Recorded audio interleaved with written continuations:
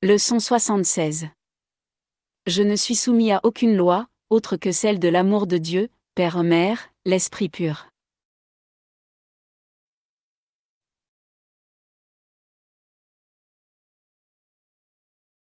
Nous avons vu, plus tôt, combien de choses insensées t'ont semblé être le salut.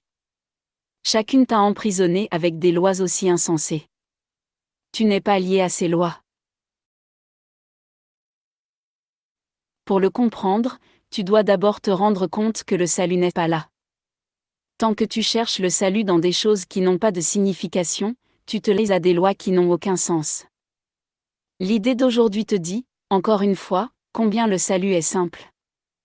Cherche-le là où il t'attend, et c'est là que tu le trouveras. Ne cherche nulle part ailleurs, car il n'est nulle part ailleurs. Pense à la liberté qu'il y a, à reconnaître que tu n'es pas lié par toutes ces lois étranges, échafaudées par toi pour trouver le salut. Tu penses vraiment que tu mourrais de faim si tu n'avais pas des tas de bandes de papier vert et des piles de disques métalliques? Tu penses réellement qu'une petite pastille ronde ou qu'un quelconque liquide injecté dans tes veines préviendront la maladie et la mort? Tu penses vraiment que tu es seul, quand aucun autre corps n'est avec toi? Tu penses vraiment que tel geste ou rituel t'apporte le salut? Tu les appelles lois, et les ranges dans un long catalogue de rituels sans aucun but.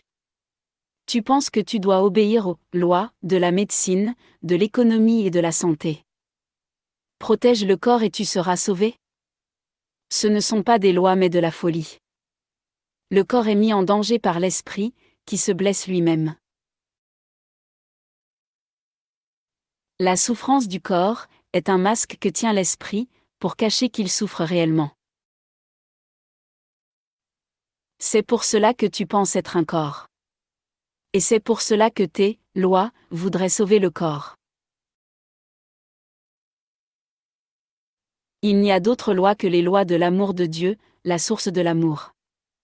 Cela a besoin d'être répété, maintes et maintes fois, jusqu'à ce que tu te rendes compte que cela s'applique à tout.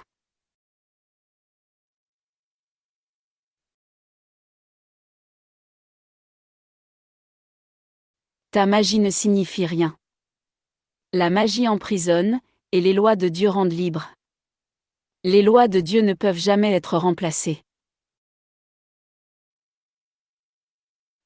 Nous consacrerons cette journée à nous réjouir qu'il en soit ainsi.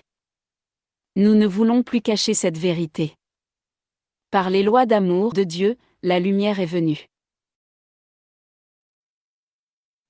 Aujourd'hui nous commencerons les périodes d'exercice plus longues, par une brève revue des sortes de lois auxquelles nous avons cru devoir obéir.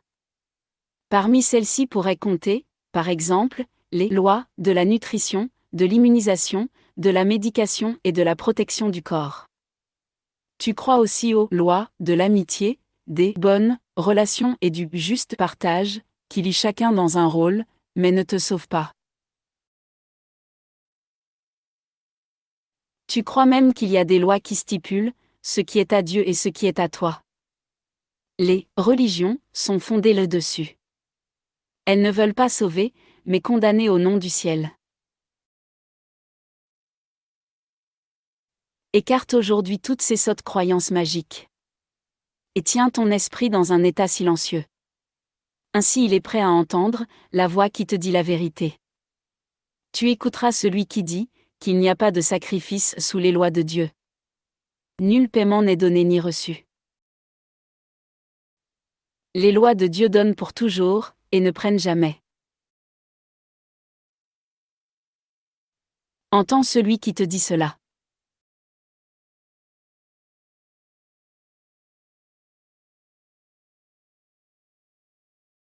Puis continue à écouter. Il t'en dira plus, sur l'amour que ton Père, l'Esprit pur, a pour toi. Et sur la joie infinie qu'il t'offre, réellement et pour toujours. Il t'en dira plus, sur la soif qu'il a, de son seul Fils, créé pour être son canal pour la création. Ouvrons-lui aujourd'hui ses canaux, pour que sa volonté s'étende à travers nous, jusqu'à sa création. Ainsi la création est infiniment augmentée. Sa voix nous parlera de cela, aussi bien que des joies du ciel, loi à jamais illimitée. Nous répéterons l'idée d'aujourd'hui, jusqu'à ce que nous ayons écouté puis compris. Je ne suis soumis à aucune loi, sauf celle de l'amour de Dieu. Nous répéterons cette consécration au moins 4 ou 5 fois par heure. Ainsi qu'en réponse à toute tentation de nous sentir soumis à d'autres lois. Par là, nous déclarons que nous sommes libres de tout danger, et de toute tyrannie des lois. Par là nous admettons que Dieu est notre Père, l'Esprit pur, et que son Fils est déjà sauvé.